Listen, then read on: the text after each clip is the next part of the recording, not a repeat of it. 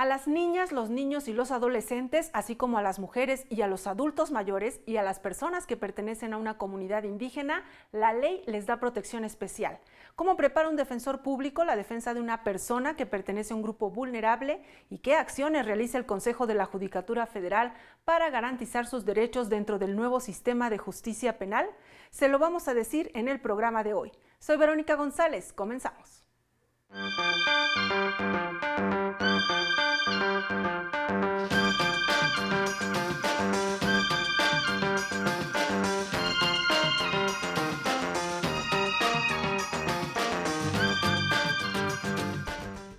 Asesores jurídicos y defensores públicos federales están capacitados para atender a los grupos vulnerables.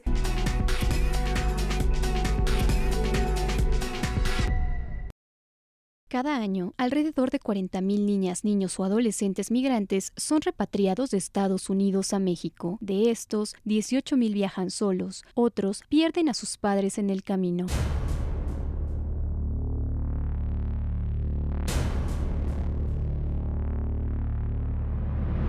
Salí de Honduras, pasé por 2 fronteras, pues agarré la bestia y luego vía aérea llegar hasta la Ciudad de México.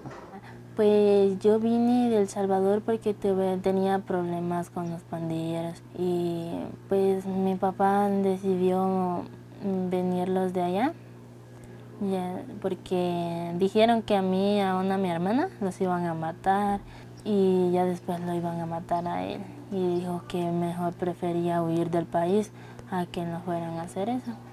De ahí fue cuando los vinimos para aquí a México.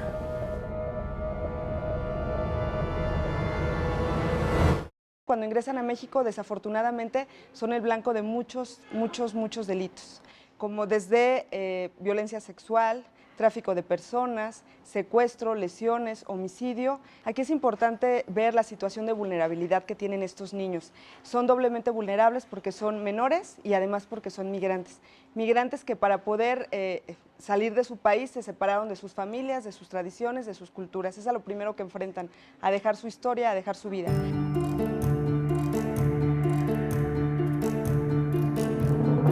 Aunque ingresan al país de manera irregular, los menores en calidad de migrantes tienen derecho a un alojamiento en condiciones dignas, a no ser discriminados, a recibir asistencia legal, a contar con un traductor, a servicios de salud, a recreación y a solicitar asilo.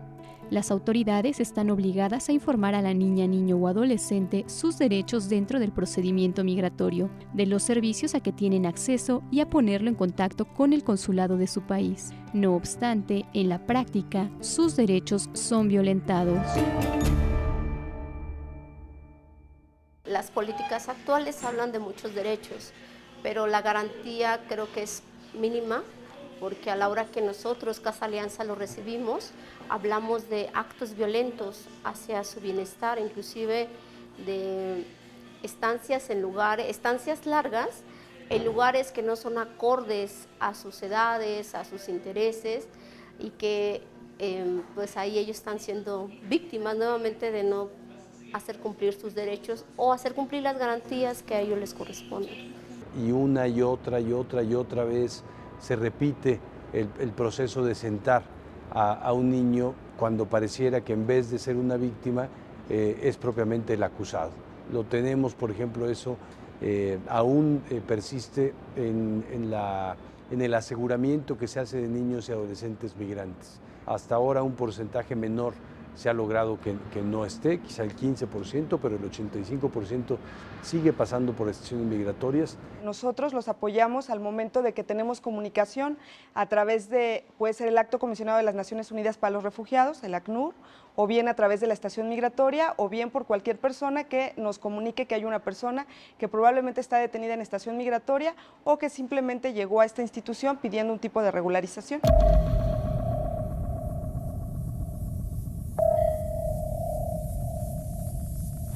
En los últimos 2 años, más de 53,000 niños migrantes han sido detectados en su tránsito por México.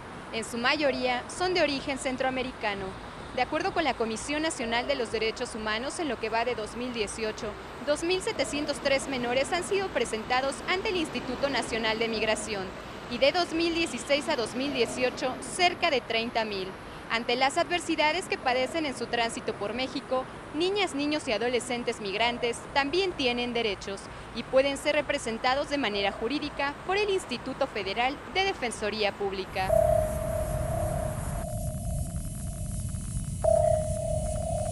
En este caso, como es una materia de nuestra competencia, les brindamos en la mayoría de los casos el servicio de representación jurídica.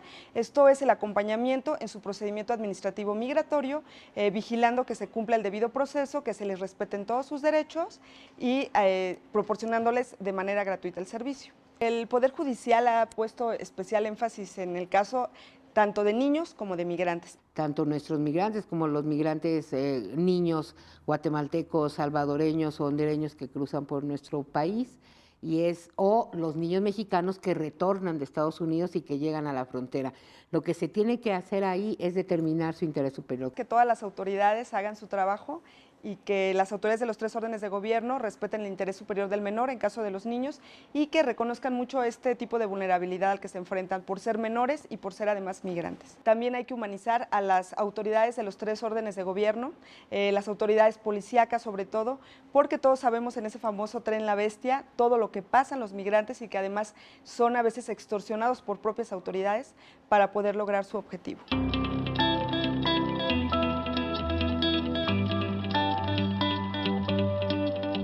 Como no tengo mis papeles, pues tengo que iniciar la secundaria. Algo que me gustaría, pues regresar de vuelta a mi país, pero ya legalmente, tanto como ir y volver y ver a mi familia. Consejo de la Judicatura hoy, Magali Telles.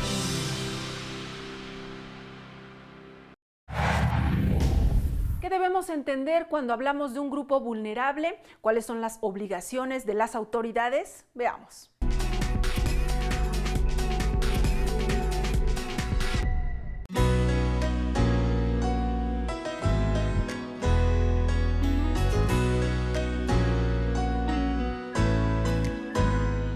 Los grupos vulnerables, también conocidos como grupos sociales en condiciones de desventaja, son los sectores de la población que por su condición de edad, sexo, estado civil y origen étnico, tienen menores posibilidades de incorporarse al desarrollo y acceder a mejores condiciones de bienestar.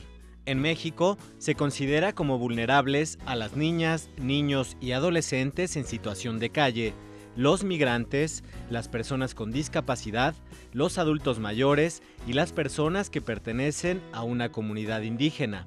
Derivado de sus condiciones sociales y culturales, estos grupos ven limitado su acceso a servicios básicos como salud y educación.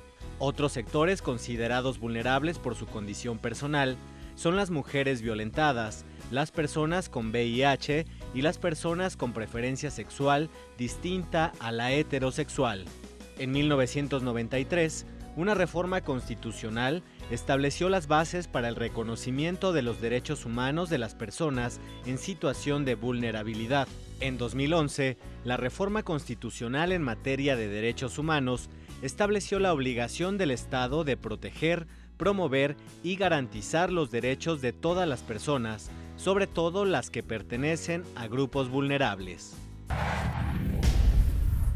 Para hablar sobre el tema del nuevo sistema de justicia penal y los grupos vulnerables, está con nosotros el magistrado Juan José Olvera López, titular de la Unidad para la Consolidación de este sistema de justicia penal acusatorio. Bienvenido, magistrado. Muchas gracias, Verónica. Bueno, pues díganos usted por qué el interés o cómo es que decide la unidad enfocarse a los grupos vulnerables. Con mucho gusto. Cuando terminó el plazo de implementación de este nuevo sistema de justicia penal en junio de 2016, empezó ya de lleno, digamos, la operación de este sistema, las audiencias en los centros de justicia penal federal. Y dentro de las primeras experiencias que se empezaron a vivir en las salas de audiencias es que con mucha frecuencia se encuentran allí como víctimas, como imputados o como fuentes de prueba, destacadamente testigos, personas que pertenecen a un grupo que se ha estimado se les ha calificado como grupos vulnerables. De tal manera que la aplicación de las reglas de este sistema le ofrecían al juez la oportunidad de que debieran ser revisadas frente a estos casos específicos. Es decir, se generaron reglas generales, el juez las aplica, las hace aplicar por los demás operadores, pero empieza a advertir que hay personas que requieren una matización de esa regla por pertenecer a uno de estos grupos vulnerables, que si bien, y creo que con toda corrección, ya no se les llama minorías, si bien pudieran en principio suponerse que son de menor cantidad en cada una de las audiencias, lo cierto es que la suma de todas esas variables nos llevaron a advertir como un problema constante el que debiéramos matizar esas reglas para poder hacerlas realmente operantes en las condiciones específicas en las que se encuentran estas personas. ¿A quiénes me refiero? Me refiero a las personas que pertenecen a un grupo indígena, a una comunidad indígena. Me refiero a las mujeres que se enfrentan a este nuevo sistema de justicia penal destacadamente como imputadas. Me refiero a los menores y a los adolescentes que se encuentran sujetos al sistema de justicia para adolescentes o que se encuentran involucrados en delitos de adultos, especialmente como víctimas y como testigos. Me refiero a las personas migrantes, extranjeras y nacionales que se mueven dentro del territorio nacional, pero que en ese tránsito se encuentran en una situación especial de vulnerabilidad. Me refiero también a las personas que se encuentran en situación de prisión, destacadamente compurgando una pena que desde luego, aún en el supuesto de que hayan cometido un delito y aún en la certidumbre de que lo hayan cometido y se les haya condenado por eso, de todas formas, por esa circunstancia, debiendo cumplir una serie de consecuencias, se encuentra en una situación especial de vulnerabilidad.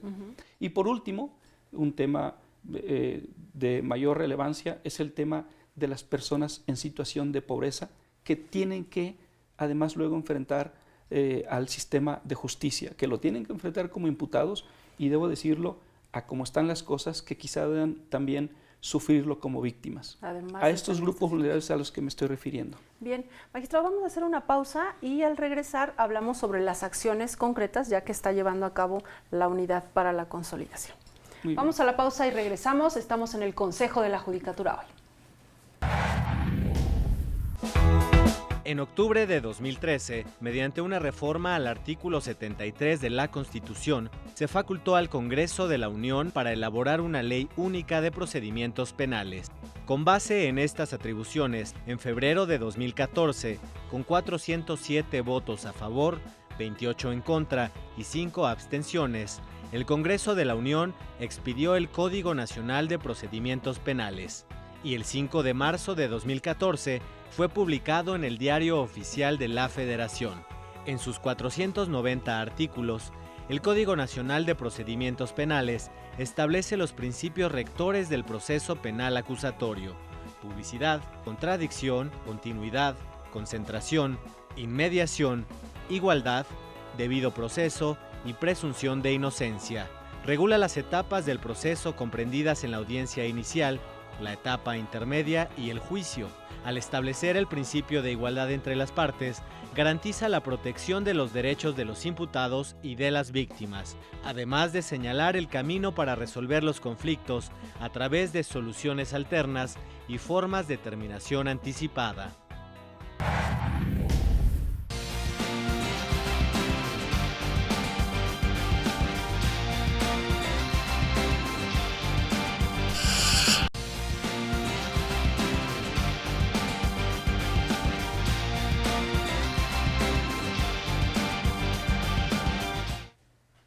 Ya estamos de regreso conversando con el magistrado Juan José Olvera López sobre el tema de los grupos vulnerables en el nuevo sistema de justicia penal. Y antes de que nos comente las acciones, estas jornadas de discusión que han llevado a cabo, también se habla de buenas prácticas jurisdiccionales. ¿En qué consistirían estas buenas prácticas, no?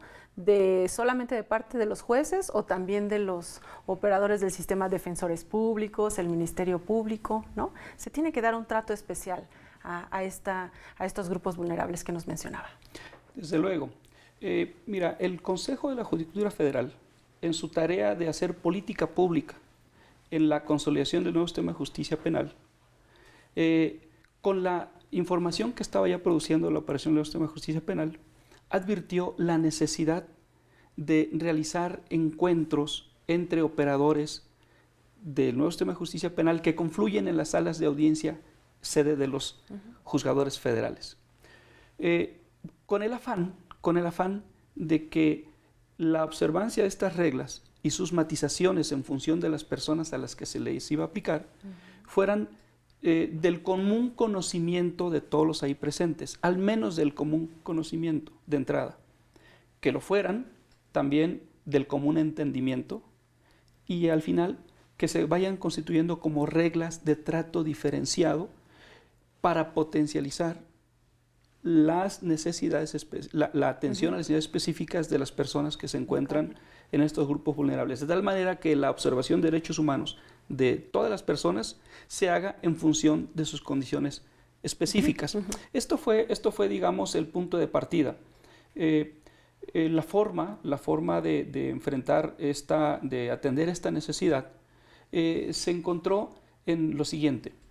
Como son reglas que los jueces deben observar y que los jueces observan día a día en la sala de audiencia con absoluta independencia, en este caso se tomó la estrategia de hacer jornadas de discusión, de análisis de estos temas entre los operadores, los que confluyen en la sala de audiencias, y teniendo como público también participante a quienes en el día a día los operan y quienes también, en buena medida, digamos, quienes lo sufren. De modo que eran espacios abiertos de diálogo por los operadores. Estamos hablando de esta discusión realizada por un juez del nuevo sistema de justicia penal del ámbito federal, un juzgador de amparo, un defensor, en algunos casos un ministerio público, no siempre, pero sobre todo sí, un académico especializado en estos temas específicos y un servidor público que está dedicado de tiempo completo a estas tareas de la Administración Pública Federal o estatal, o bien un miembro de la denominada sociedad civil organizada. De tal manera que ahí se escucharan todas las voces, que quienes participan de ello estén enterados de qué reglas debe aplicar el juez y que el juez, sabedor de estas reglas, entienda la problemática social que hay detrás, no porque no conozca la realidad, sino porque eventualmente debe tener claro que en la sala de audiencias esta realidad puede incidir de una manera específica en una toma de decisión. El juez puede tomar una decisión técnicamente correcta, pero sin considerar todo el contexto. Pero que, sin considerar este contexto, puede derivar en una resolución realmente, materialmente injusta para una de las personas que se encuentran en estos denominados grupos vulnerables. Es correcto. ¿Cómo es que llevaron este ejercicio? ¿Lo hicieron en todos los estados de la República o cómo lo realizaron? ¿Cuál fue la metodología de las jornadas de discusión? Estas jornadas de discusión se aglutinaron en un programa también de difusión. Quiero decir, el Poder Judicial de la Federación no está para capacitar, sobre todo a los que intervienen en los procesos que no corresponden al área que le corresponde administrar. Pero sí está para difundir la tarea de los jueces. Y se tomó como punto de partida las acciones específicas que ya en el nuevo sistema están surgiendo en las salas de audiencia, empezando por los problemas concretos que tienen los jueces y por los criterios que han asumido frente a estos problemas concretos. La sede de estos ejercicios fueron las Casas de la Cultura Jurídica de la Suprema Corte de Justicia de la Nación. Son 45 casas de la cultura en todo el país que nos permitieron replicar durante un mes específico cada uno de los temas, de tal manera que al final de este programa, que empezó en febrero del año 2017 y terminó en noviembre del año 2017, se pudieron realizar 229 ejercicios con un público asistente de en promedio 50 personas, que se nos va a una cantidad un poquito alrededor de los 13,000 personas. Y lo más importante, bueno, que en este caso es que no era un público, digamos, genérico, era un público que estuvimos buscando especializado en cada uno de los temas, de tal manera que pudieran interactuar en tiempo real sobre la problemática que se empieza a dar en esta etapa de consolidación, estos 2 años, casi 2 años de consolidación del nuevo sistema de justicia penal. ¿Cómo se hizo? Destinamos el mes de febrero para dialogar, para discutir, para analizar temas relacionados con las personas que pertenecen a un grupo indígena. Desde luego, aquí se concentró el ejercicio en aquellas entidades en donde hay mayor población perteneciente a grupos indígenas. Los resultados fueron extraordinarios. Esto nos permitió desde ya empezar a identificar algunas problemáticas concretas y poder acompañar alguna solución específica de largo alcance. Continuamos en marzo con las mujeres frente al nuevo sistema de justicia penal, que lo enfrentan como imputadas, que es un problema que se nos estaba empezando a visualizar en las salas de audiencia. Empezamos a advertir que, por la razón que sea, cuando teníamos involucradas a mujeres y hombres en un mismo hecho, por regla general, solo general, quienes asumían, digamos, el liderazgo de la posición de imputados, de defensa, de decisiones en las salas de audiencias, estaba siendo el hombre. Como que la mujer, por la razón que sea, que será analizar la razón en esta mesa, estaba siendo relegada a la toma de decisiones y, sin embargo, las decisiones le estaban perjudicando, al menos por igual, a la mujer que al hombre. Magistrado, antes de que pasen al otro tema, justamente salimos a la calle y le preguntamos a las personas, en particular, sobre estos 2 grupos vulnerables, lo que tiene que ver con los indígenas y con las mujeres, que como usted menciona, muchas veces se ven involucradas en un proceso penal, a veces sin haber cometido el delito, por encubrir a su pareja, ¿no?, a su esposo, a su concubino, y finalmente ellas resultan castigadas, ¿no?, por el Estado, a veces hasta más severamente que el hombre, ¿no? Vamos a ver esto, qué opina la opinión ciudadana, y regresamos con más comentarios sobre este tema. Vamos a verla. Yo digo que una ayuda sería como alguien, como un psicólogo, de que les ayude entender, pues, entender qué han pasando y todo, y pues una ayuda como económico también para ayudar a los niños. Bueno, yo considero que sí, más que nada por los derechos humanos que cada uno de nosotros deberíamos de tener, y eso no se debería de discutir, debería de ser algo que estuviera por ley. Vulnerables, entonces no hay quien te dé ese apoyo, es necesario que alguien sí se los dé.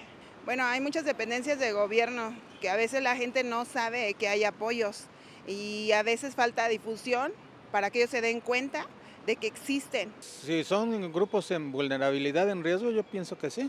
Sí deberían de estar, aparte de estar asistidos por un asesor jurídico en el juicio, pues tener una representación un poco mayor.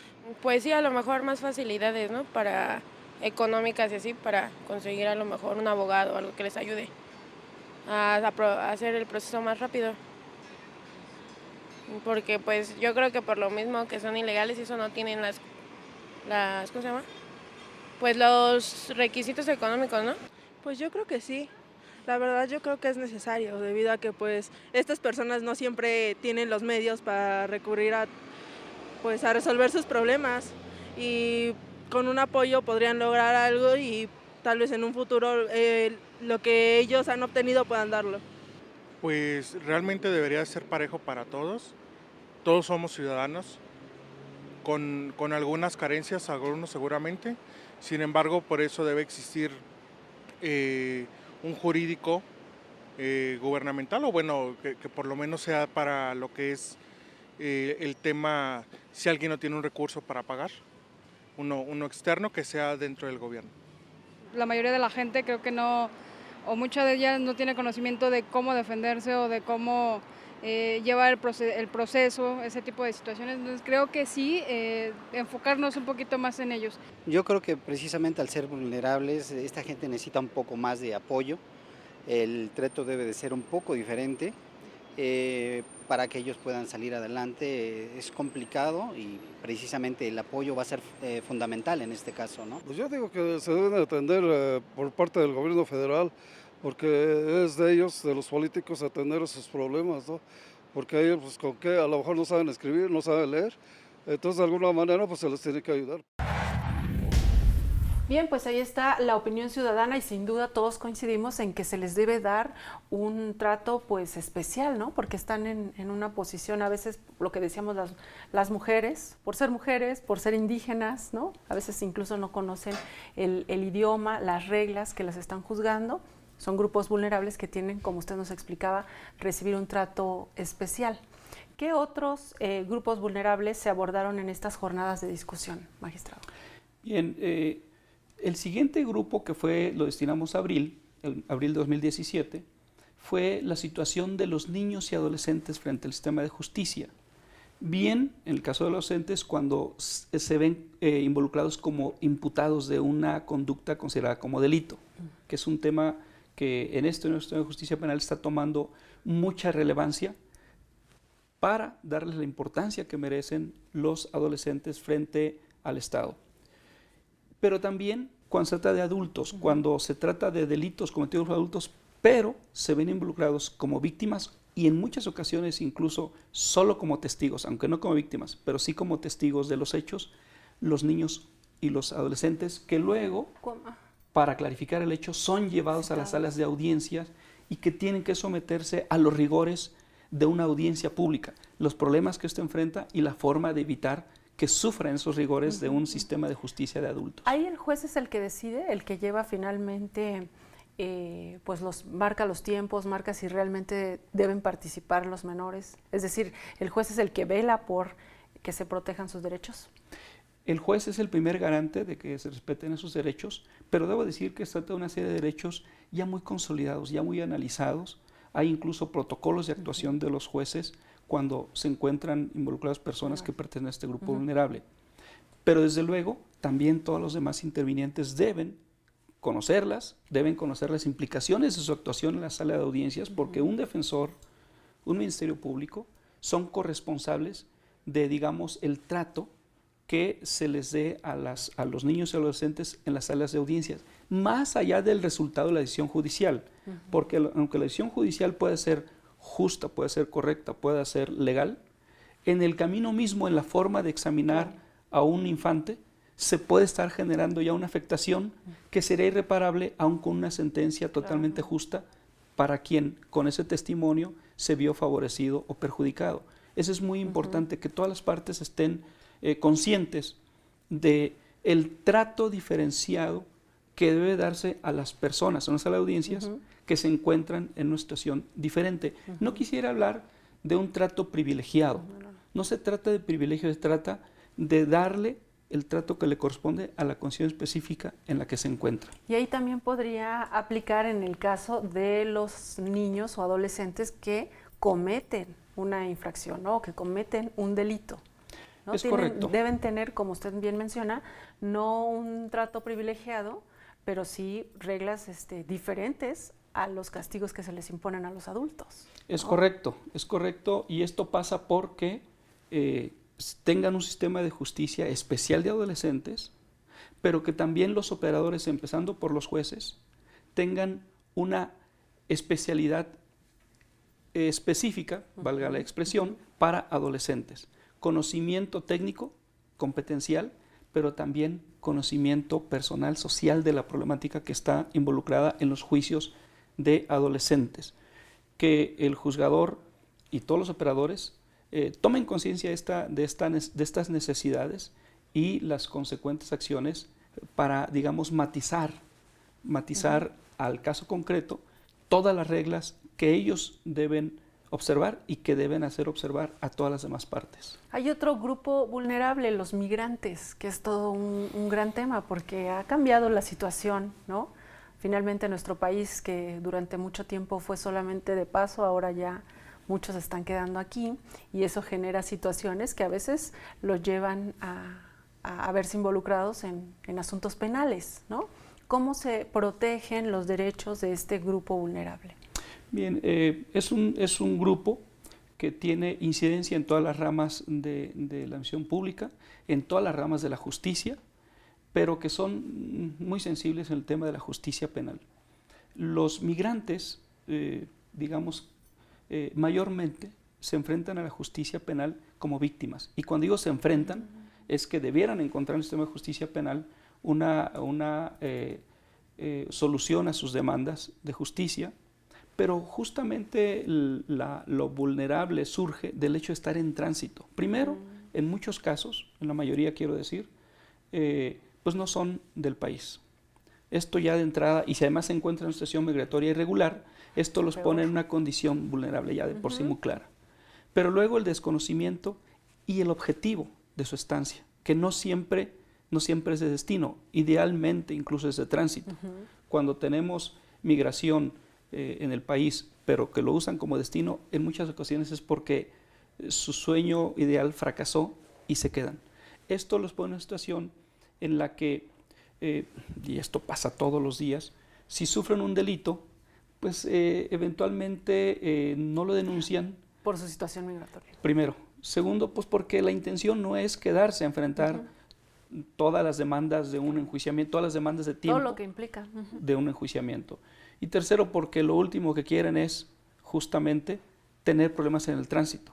Y ellos, pues quiero entender que asumen como un costo que en muchas ocasiones lo estiman inevitable, pues haber padecido una situación de estas. De modo que ahí el sistema de justicia penal requiere acciones específicas de todos los que intervienen para cuando se encuentren involucrados como víctimas puedan ser atendidos conforme a situación especial en la que se encuentran. Quiero pensar, sufren un delito, que lo puedan denunciar y eventualmente que se les pueda tomar una declaración desde ya, sin necesidad de esperar a que llegue la etapa procesal correspondiente donde declaran los testigos, que esto puede ocurrir meses después. Sí. Magistrado, vamos a hacer una pausa porque quiero regresar con más sobre el tema de migrantes, ¿no? ¿Qué es lo que sucede cuando necesitan un traductor, cuando no conocen el idioma? Vamos a la pausa y regresamos. Estamos en el Consejo de la Judicatura hoy.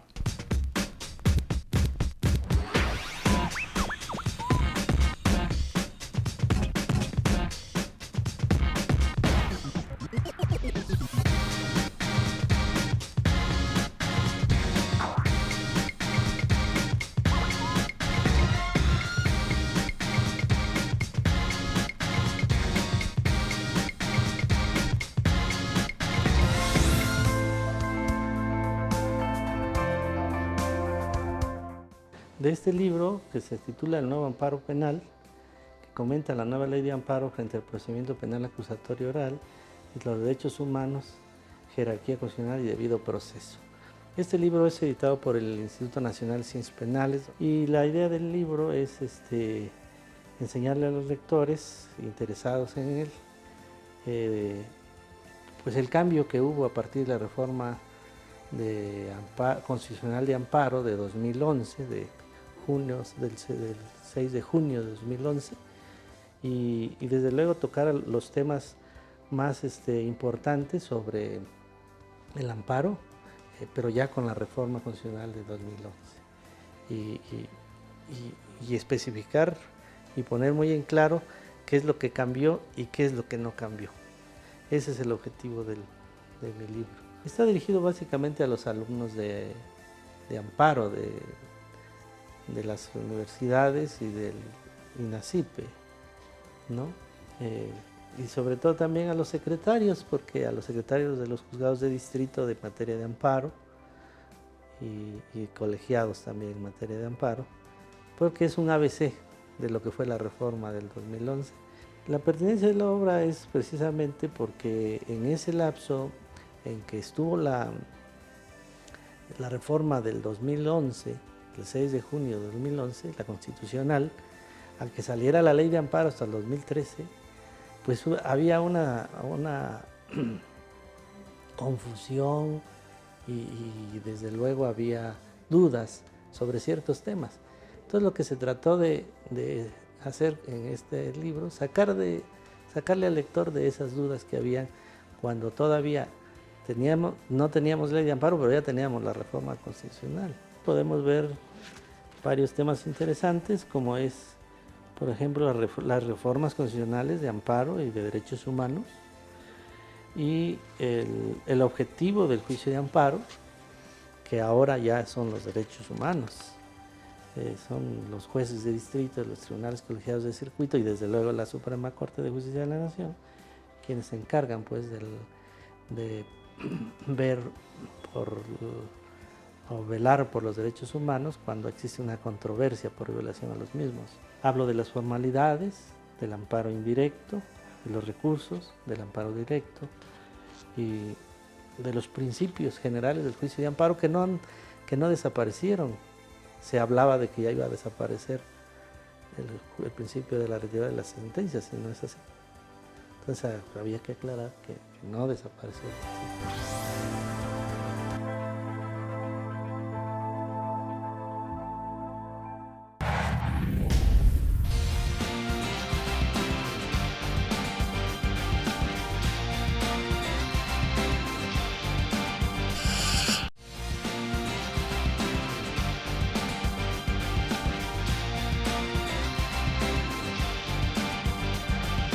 Ya estamos de regreso y seguimos conversando con el magistrado Juan José Olvera López, y en el bloque anterior quedó pendiente el asunto de los migrantes en el nuevo sistema de justicia penal, en lo que tiene que ver con la necesidad de traductores.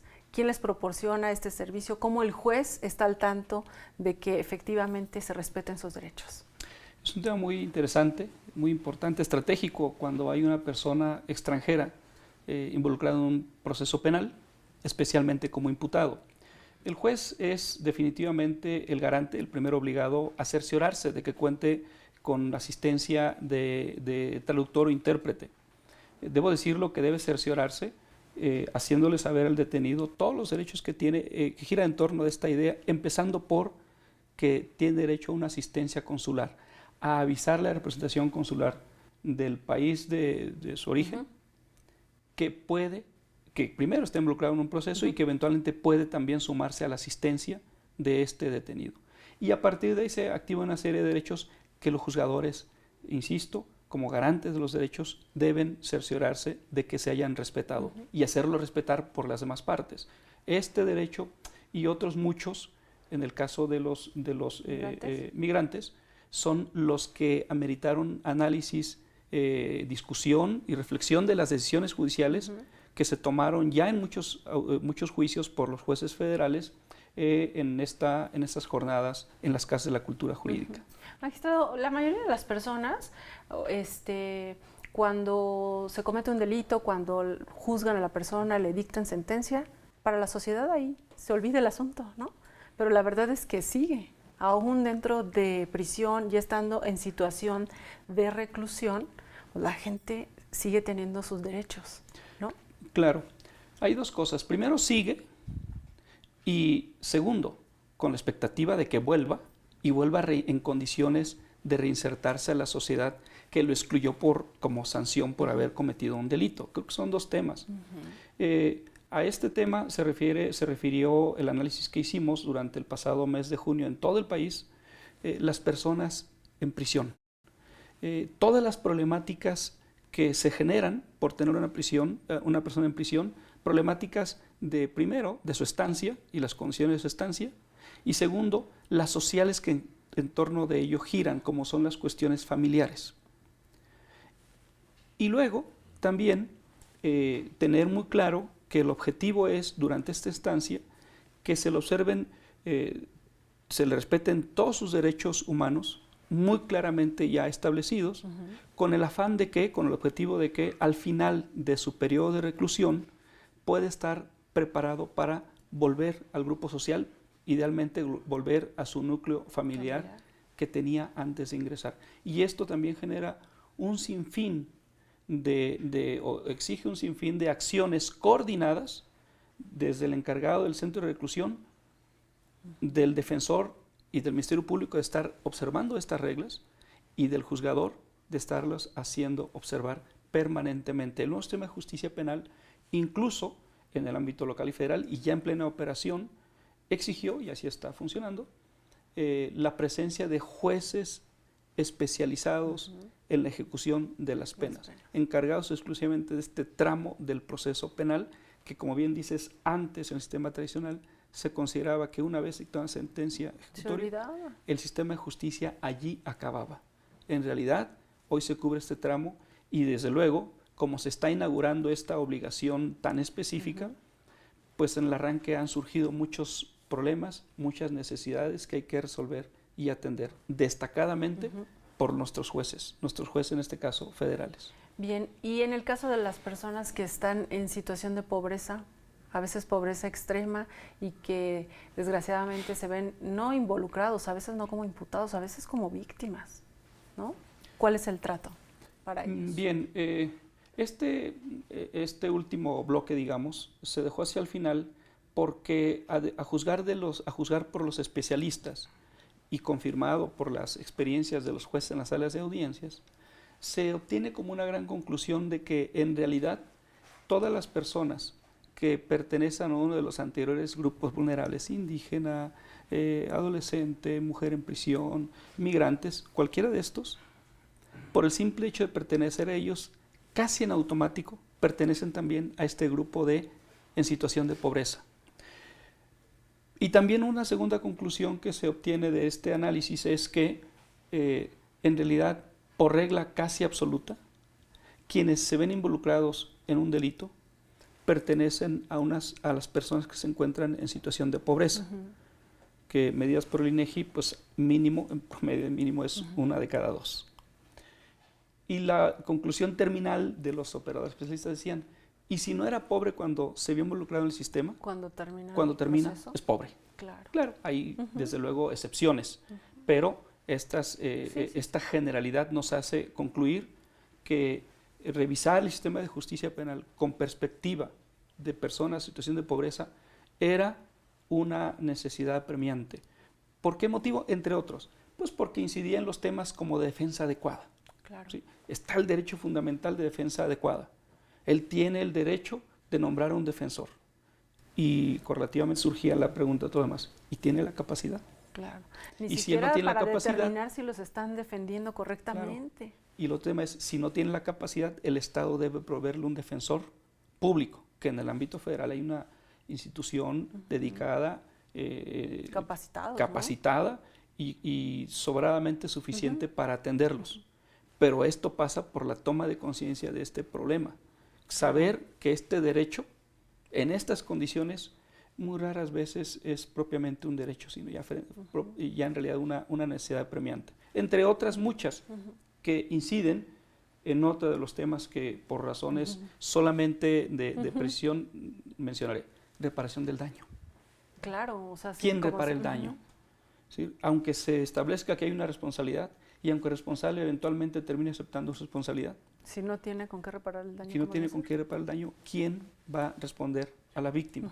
Si se busca que haya acuerdos reparatorios como una forma de resolver la conflictiva penal, ¿de dónde va? Y no hay capacidad de reparar, si se centra demasiado, como se está ocurriendo, en el tema económico y no en otras formas de reparación.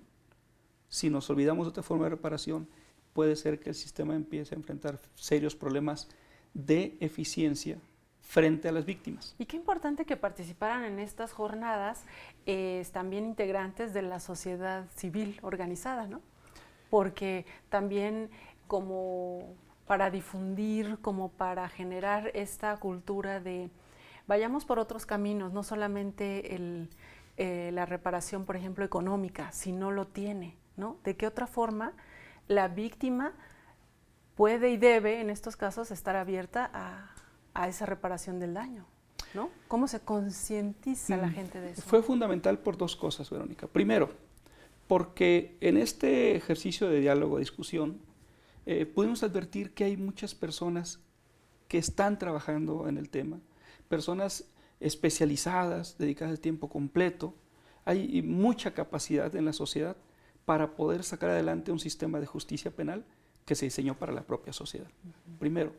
Y segundo y más importante, que el tema de justicia penal pasa de ser un insumo de servicio público genérico y en realidad se puede convertir en una forma de solución integral en la sociedad que le involucra a la sociedad y que puede incidir en su cultura, como una solución llevada a cabo por todos los operadores sin tener como prioridad necesariamente la reparación económica, menos aún la cárcel, puede resolver un problema concreto en un grupo social determinado que desde luego da mejor solución de justicia que con esquemas tradicionales ya muy arraigados y que desde luego tratamos de dejar atrás. Híjole, podremos seguir con este tema durante bastante tiempo, pero se nos acaba. Así que me gustaría que para manera de conclusión de nuestra charla, pues nos diga qué es lo que sigue en cuanto a las acciones que realiza la Unidad para la Consolidación del Nuevo Sistema en lo que tiene que ver con estos grupos, la atención a los grupos vulnerables. Bien, el Consejo de la Judicatura Federal, en esta tarea permanente en la que le ha invertido todos sus esfuerzos de manera, de verdad, digamos, excepcional, ha enfocado para el 2018 trabajar en 2 temas fundamentalmente. En el tema de las personas que pertenecen a grupos indígenas, volver a ese tema porque hay mucho que aprender de la justicia indígena. La justicia indígena de tradición centenaria ha desarrollado ciertas reglas que funcionan y que mucho podemos aprender de ellas para también llevarlas a la justicia que ellos le llaman nacional, la que administramos los jueces que pertenecen al Poder Judicial. Y la otra cuestión es enfatizar este esfuerzo, desarrollarlo más aún en el tema de la víctima, como uno de los componentes esenciales de este sistema, como una de las causas principales por las que evolucionamos a un sistema como el que hoy tenemos, que es que la misión de justicia resuelve el problema, pero sobre todo repara el daño. En este tema del tema de las víctimas, 2018 estará destinado especialmente a ello. Entonces, 2018, personas que pertenecen a grupos indígenas y las víctimas. Así que ya estaremos dando seguimiento a esos temas. Magistrado Juan José Olvera, un placer que nos haya acompañado en el programa de hoy. Muchas gracias.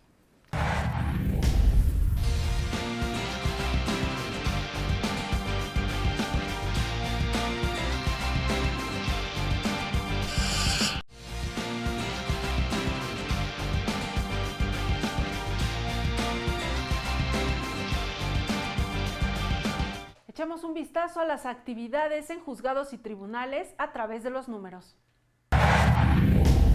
En el mes de abril de 2018, tribunales y juzgados registraron más de 90,000 expedientes en materia civil. En ese periodo fueron resueltos 23,727. Del total de asuntos en esta materia, 40,685 casos fueron revisados en los tribunales colegiados de circuito. En el cuarto mes de 2018, egresaron 9,175. En el mes de abril, los tribunales unitarios de circuito registraron un total de 1,891 casos en materia civil. En ese periodo, fueron resueltos 757. Los juzgados de distrito reportaron la existencia de 50,925 expedientes en materia civil. 13,795 fueron resueltos.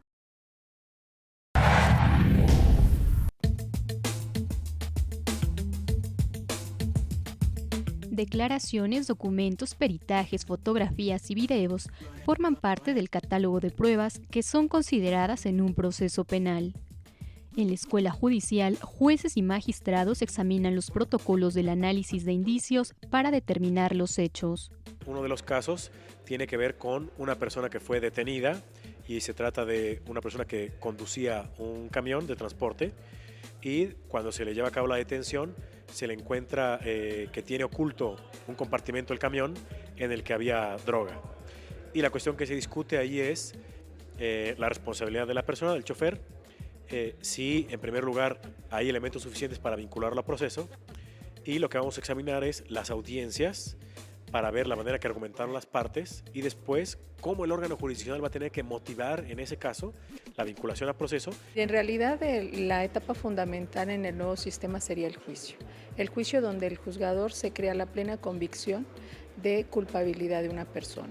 Ambas posturas son contrarias, evidentemente. A lo largo de esa audiencia toma el conocimiento del desahogo de esa prueba, obviamente enfocada a cada una de las pretensiones, y realmente interpreta lo que percibe de la prueba de manera directa y finalmente resuelve valorando ese mismo medio de convicción.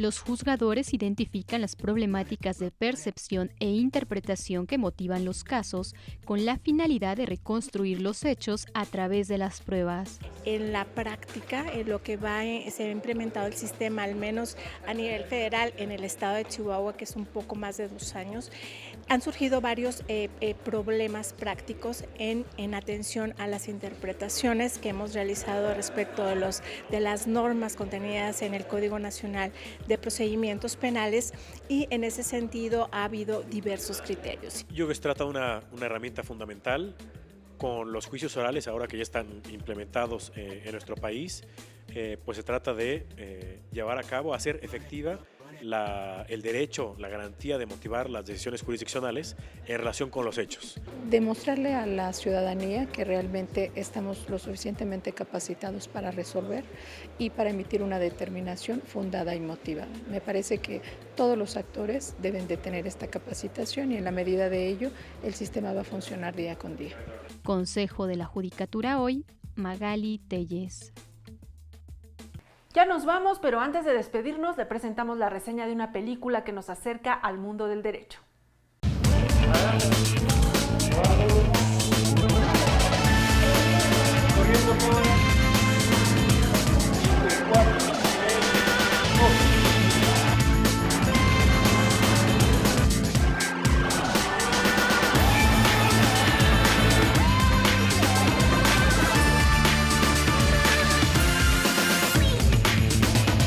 Bueno, Gattaca es una película que aborda diferentes temas que pueden ser de bastante interés para las personas interesadas en el sistema de justicia penal y en el comportamiento delictivo y en qué hacemos con las personas que han cometido cosas terribles o cómo queremos entender que las personas han cometido cosas terribles. Por una parte podemos encontrar una característica un poco convencional en una forma de ser de los varones, la masculinidad tradicional, que tiene que ver con la competencia vinculada a cuestiones físicas y cómo también los varones generamos situaciones en las que nos violentamos de una manera o generamos pequeñas condiciones de malestar a otros varones por no cumplir las expectativas que tenemos. La película se enfoca bastante en las expectativas sociales que se generan sobre el personaje principal y si es capaz o no de llegar a alcanzar sus sueños. En ese sentido, la película se basa bastante o gira en torno a cómo un individuo sobrepone todos los condicionamientos que pueda haber, que pesarían sobre él, pero en este caso desde el punto de vista genético. Es una película que podríamos decir como retrofuturista, porque plantea un futuro tal vez no tan distante, pero la estética es como si fuera antigua, y eso la hace, creo, también bastante atractiva para el ojo y bastante placentera. La idea que ronda toda la película pues es la eugenesia, el cómo en un futuro tal vez si vamos a tratar de controlar tanto nuestro material genético para decidir de cómo van a ser nuestros hijos, ¿no? Y de qué manera esto condicionaría el destino de las personas a futuro. El personaje trata de rebelarse contra este condicionamiento, pero al hacerlo nos permite llevar a cabo reflexiones acerca de estas expectativas que se generan sobre el conocimiento científico, especialmente sobre el conocimiento bioquímico, de si el origen del comportamiento violento, de la criminalidad, se encuentra dentro de nuestra biología y somos meramente títeres o marionetas de lo que ocurre dentro de nosotros a nivel bioquímico, a nivel de neurotransmisores. Por supuesto es muy interesante ver esta película teniendo presente que del momento en el que sale en 1997 a la fecha ha habido unos descubrimientos enormes y unos avances considerables en la comprensión del cerebro y del comportamiento humano.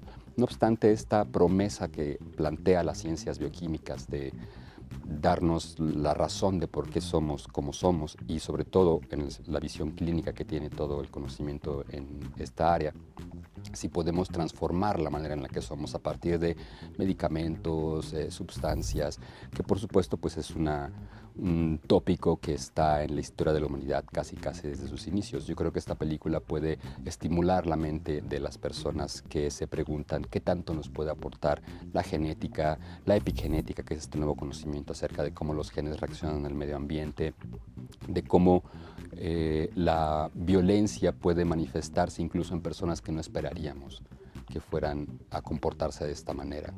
Por lo cual yo creo que sería muy estimulante que cualquier persona interesada en estos temas viera esta película. Nos encontramos en los estudios Churubusco. Hay una exposición maravillosa que deberían visitar. La fábrica de cine, los estudios Churubusco 1945-2017.